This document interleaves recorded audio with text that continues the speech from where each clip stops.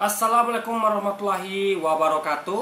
Halo guys, kembali lagi bersama saya Buberin dan kali ini saya ingin bahas tentang batalnya deklarasi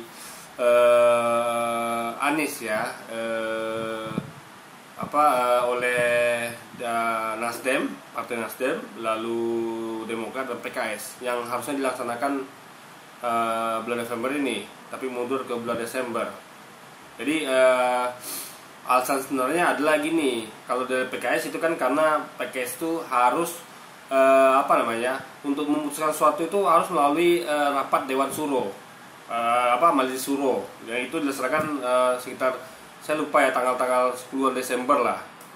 Jadi nggak bisa PKS itu mengeluarkan keputusan atau mengambil keputusan itu tanpa diadakan dulu rapat Majelis Dewan Suro, guys. Nah, itu memang tradisi PKS begitu. Jadi PKS ini nggak ngasal dia. Jadi itu memang sangat demokratis, yang secara Islamis gitu kan. Jadi melalui mekanisme rapat Dewan Majelis Suro yang nanti berlangsung Desember.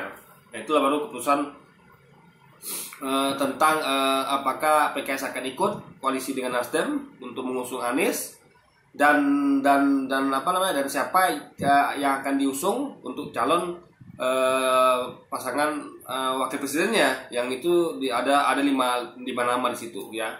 Yang saya ingat itu adalah Pak Ahmad Heriawan, mantan Gubernur Jawa Barat atau Jabar, lalu Ahmad Saihu, Presiden PKS, tiga lagi saya lupa guys. Saya sebut Iman nggak salah, satu lagi dia. Ada dua lagi saya lupa guys. Jadi tapi yang diusung itu sepertinya bulat kepada Pak Aher ya, atau Ahmad Heriawan, mantan Gubernur Jawa Barat. Tapi PKS itu Desember baru bisa.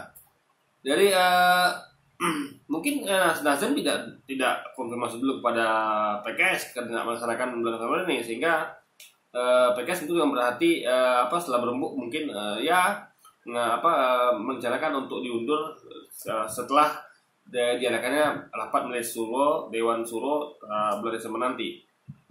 Nah, Demokrat juga masih tarik ulur antara karena gini kan, kan PKS kan di antara tiganya yang kuat guys, Nasional Demokrat atau Nasdem, lalu Demokrat dan PKS. Nah, antara PKS sama Demokrat itu masing-masing punya kepentingan untuk untuk mengusung calonnya dari mereka gitu kan. Nah, kalau Demokrat kan itu akan mengusung AHY, PKS Aher yang kuat gitu kan. Jadi ini masih tarik ulur dan PKS itu Desember nanti baru diputuskan.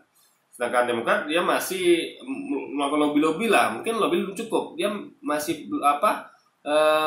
masih pengen mengusahakan agar AHY yang maju sebagai calon dari wakil dari Nasdem gitu kan. Nah, jadi itu yang terjadi. Tapi ada ya anggota DPR RI dari fraksi apa saya lupa itu. Jadi anggota DPR RI dari fraksi yang saya lupa ya, dari partai apa, itu mengatakan bahwa jadi Anies itu katanya melakukan kesalahan fatal karena Anies itu menyinggung SBY secara langsung dengan mengatakan bahwa nggak bisa harga tuh beda harga antara Sumatera Jawa dengan Papua. Jadi Anies tuh pengen menerapkan kebijakan satu harga. Jadi di Papua yang harganya berbeda jauh itu kan yang di Papua, Kalimantan Utara sama NTT. Dia mau buat sama dengan harga di Sumatera dan Jawa. Jadi satu harga gitu guys, seluruh Indonesia gitu kan. Jadi harga tuh enggak terjadi disparititas yang tinggi itu. Nah, jadi itu kata anggota DPR ini itu menyinggung SBY. Iya karena SBY gagal kan dalam membuat kebijakan atau gagal dalam membuat kebijakan atau menjalankan kebijakan satu harga. Sementara katanya Jokowi berhasil karena Jokowi punya plan namanya rencana, yaitu tol laut, tol udara, ya kan, infrastruktur gitu kan. Jadi idenya adalah untuk memudahkan distribusi barang dari seluruh Indonesia, dari Indonesia nih, dari pulau ke pulau, karena Indonesia kan negara yang membebaskan pulau. Jadi sangat tergantung pada kapal dan pesawat udara gitu kan. Karena kalau darat kan hanya di satu pulau saja. Kalau terpulau kan harus nyebrang melalui kapal laut dan juga pesawat guys. Itu katanya sangat fatal Anies gitu. Jadi dia tuh seperti membenarkan dari program Jokowi dan lalu menyalahkan program dari SBY karena SBY gagal tadi itu menghilangkan disparitas harga. Nah, ini yang mau saya bahas ya. Sedikit saya bahas. Jadi gini, sebenarnya kalau ini alasannya ya dengar ya, SBY itu adalah orang yang tidak seperti itu. Saya yakin Pak SBY ya, Pak Susilo Bambang Yudhoyono itu orang yang besar hati. Dia tuh demi kepentingan bangsa, dia tuh tidak akan dia tidak akan peduli dengan hal seperti ini. Ya, yang penting Anies kan ingin kebaikan bagi Indonesia dengan kebijakan satu harga, ya kan? Itu akan membuat wilayah-wilayah di timur ya atau di utara kayak Kalimantan Utara atau di timur NTT dan di Papua itu sejahtera karena terjadi perbedaan kesejahteraan yang sangat timpang antara Kalimantan Utara, NTT, Papua dengan daerah lain Indonesia. Makanya Anies memangkas itu. Nah, itu adalah satu kebaikan dan adalah suatu keadilan sosial bagi seluruh Indonesia kan menunjukkan sila kelima Pancasila yaitu keadilan sosial bagi seluruh Indonesia. Jadi itu adalah satu kebaikan dan SBY tentu sebagai bapak bangsa ya. Dia tentu tahu itu. Jadi itu bukan masalah bagi beliau. Itu hanya jadi kalau dikatakan begitu ya bahwa Anies itu melakukan kesalahan fatal itu jelas mengada-ngada dan terlalu berlebihan ya. Karena tujuan Anies itu tidak ada sama sekali dia menyebut Pak SBY maupun membandingkan dengan Pak Jokowi, nggak ada. Dia cuma pengen Indonesia itu satu harga, clear, tidak menyebut siapa-siapa. Tidak menyebut nama dan tidak menyebut partai dan itu tidak ada hubungan dengan SBY ya kan seperti yang disampaikan oleh anggota DPR tadi. Jadi kayak saya punya keinginan agar Indonesia ini adalah adil dan makmur. Tiba-tiba sama dengan tagline Pak Prabowo. Nah, itu jadi jangan dihubungkan gitu kan. Sekarang kan saya dukung Pak Prabowo dan tidak dan lawannya sebelah adalah Pak Jokowi itu kan nggak begitu guys. Jadi logika pikirnya itu nggak benar itu kan. Nah, jadi gini, sebenarnya kalau kita mau jujur ya, kebijakan Pak Jokowi untuk bangun tol laut, tol udara dan infrastruktur itu nggak bisa secara signifikan menjadikan harga itu sama dalam artian normal. Ingat ya, ada yang kebijakan satu harga itu yang memaksakan, ada yang normal dalam artian normal itu tidak merugikan negara dalam hal ini sebagai pemberi subsidi. Ingat ya, negara itu kan memberikan subsidi. Bagus, didukung subsidi. Tapi juga jangan terlalu bengkak. Ibaratnya harus pandai memberikan subsidi, jadi jangan ngasal subsidi gitu kan.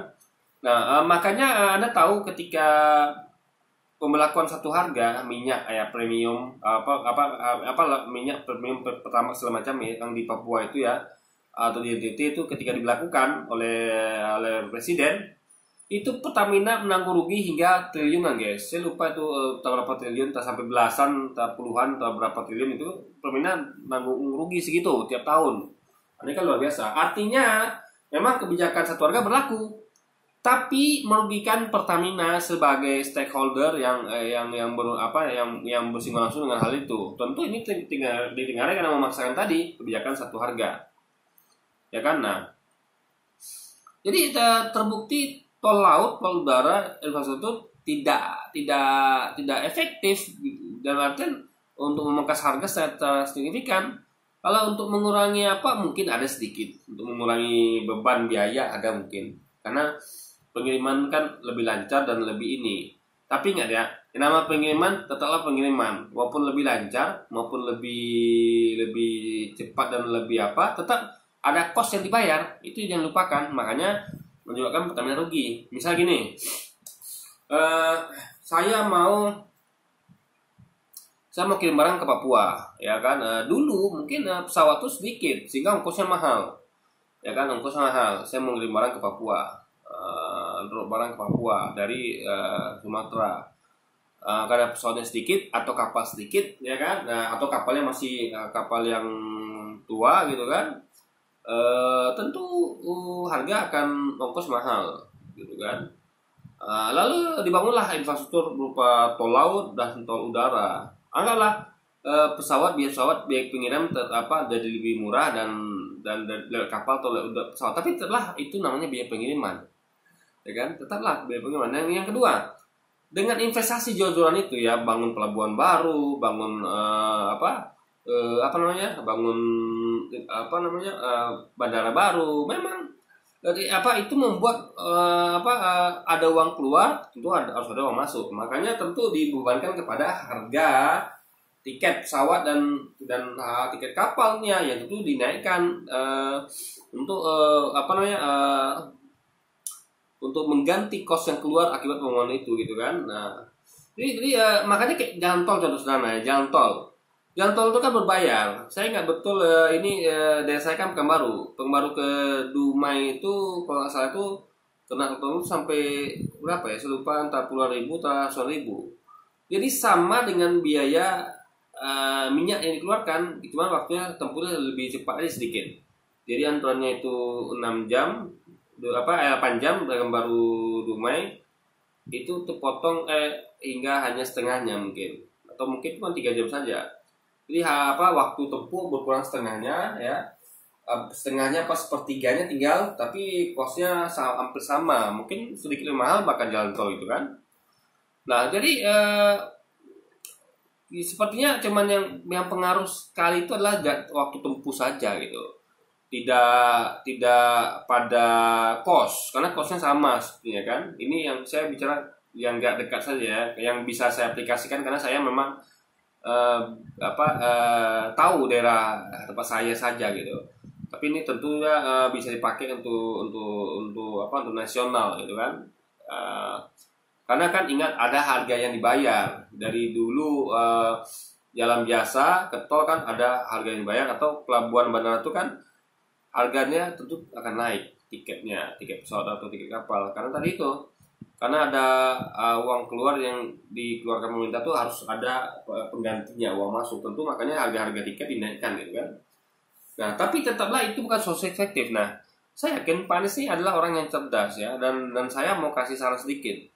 Begini ya, sebenarnya dari cara paling efektif untuk membuat kebijakan satu harga ya yang tepat dan efektif dan efisien itu bukan memikirkan bagaimana pengiriman itu bisa lebih cepat dan lebih cepat dan lebih murah ya. Karena gimana pun kalau kos itu susah dibikin murah guys, ya kan, susah. Tetap ada biaya pengiriman. Ada cara lain yang lebih efektif dan lebih jitu, yaitu dengan memangkas sama sekali biaya pengiriman gitu. Jadi nggak ada tuh pengiriman barang dari Sumatera ke Papua, nggak ada, atau Jawa Papua nggak ada, atau dari Jawa atau Sumatera ke Kalimantan Utara atau NTT nggak ada. Jadi kirimnya yang dijalankan saja. Jadi gini, cari caranya adalah apa yang dibutuhkan Papua. Ingat, Papua tuh kalau contoh makanan, Papua tuh orang tuh makan pokoknya kan sagu. Nah itu jangan diubah. Kan dulu Pak Harto pernah gagal dalam hal ini ya. Dia itu memaksakan mau swasembada pangan beras ya. Itu bagus. Kita dukung, tapi dia lupa kalau beberapa daerah di Indonesia kayak Kalimantan atau di Papua itu makan pokoknya bukan beras, jadi nggak bisa dipaksakan. Nah jadi untuk daerah-daerah seperti Papua, Kalimantan yang makanan pokoknya sagu, ya sudah sagu saja gitu. Jadi beras itu difokuskan, pertanian tuh padi itu difokuskan pada daerah yang memang kantong yang konsumsi berasnya banyak.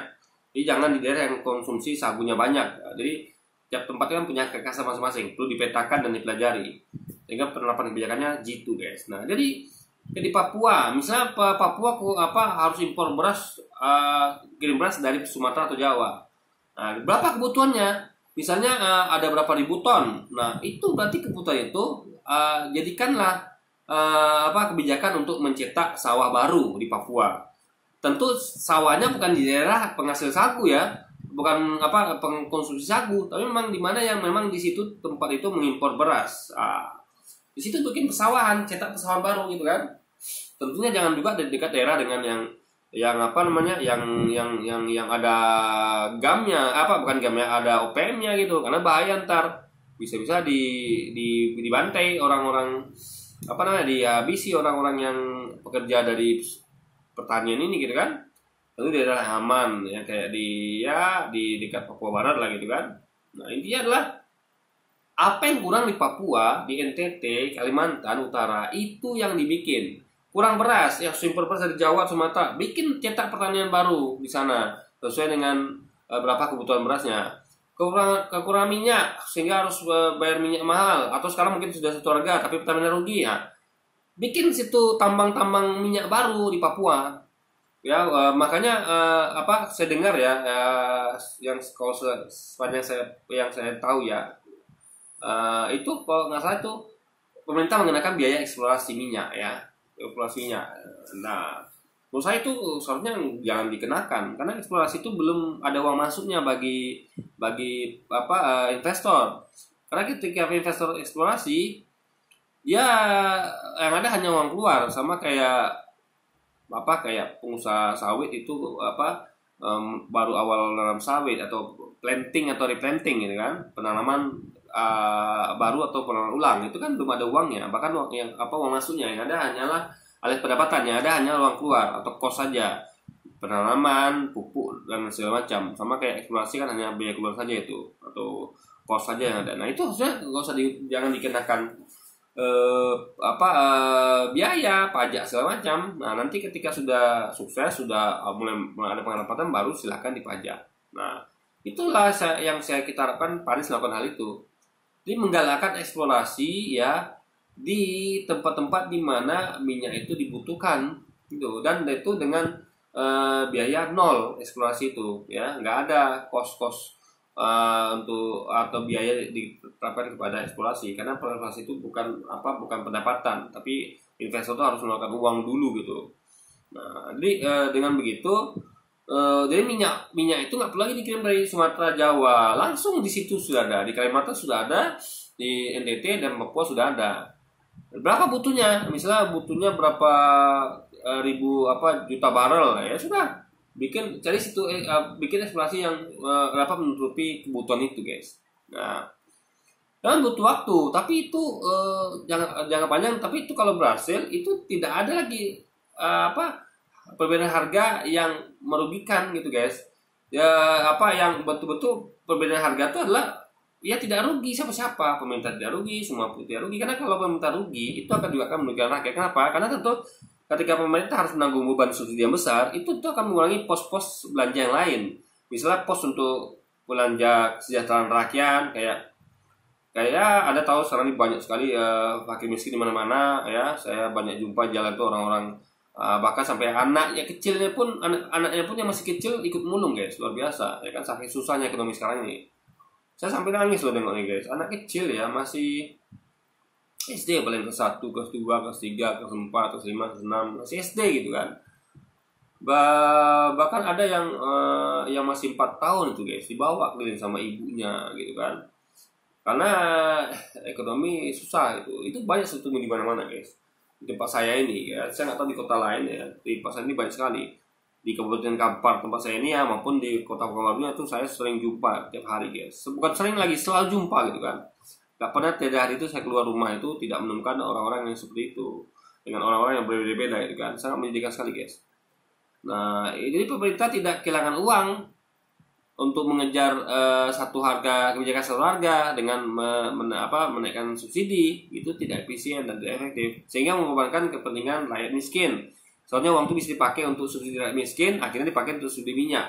Paling itu bisa diganti atau diamankan itu dengan eksplorasi minyak baru gitu kan, atau pencetakan sawah baru, apapun yang kurang lah. Misalnya harus impor daging sapi dari mana, misalnya dari Jawa ke Papua, ya bikin ternak sapi di Papua, bikin ternak sapi di NTT, di Kalimantan Utara. Kalau misalnya kayak makanan apa gitu, misalnya kalau kontur tanah mendukung segala macam ya, bikin riset sehingga bisa ditanam di sana apapun itu gitu kan, bisa dipelihara sana, diternakkan di sana apapun itu gitu kan, bisa diproduksi sana apapun itu. Nah itu kuncinya, guys. Jadi saya yakin Pak Anies cerdas dan benar-benar mendengarkan saran saya ini gitu kan. Jadi solusinya bukan bukan jor-joran untuk investasi bandara, pelabuhan dan ini, itu juga perlu ya, tapi ingat ya, solusi itu kan itu adalah semacam gula-gula pemanis saja, bukan itu solusinya, guys, sebenarnya. Tapi bagaimana supaya barang itu diproduksi di tempat itu gitu, sehingga harganya akan murah. Jadi tidak perlu memikirkan biaya transport dari Papua ke Sumatera, Jawa ke Papua dan sebagainya. Cukup cukup bagaimana kalau di daerah itu ada produksi barang itu, sehingga apalagi impor barang jauh-jauh gitu guys. Nah, jadi begitu solusinya. Sekali lagi ya, menghubungkan antara batalnya atau mundurnya koalisi apa namanya, mundurnya deklarasi koalisi ini adalah amat sangat nggak masuk akal kalau dikatakan bahwa Anies buat serangan fatal dengan menyinggung SBY secara langsung guys, bukan itu ya. Jadi ya mungkin segitu aja dulu video kita kali ini guys. Sampai jumpa lagi di video-video selanjutnya. Wassalamualaikum warahmatullahi wabarakatuh guys.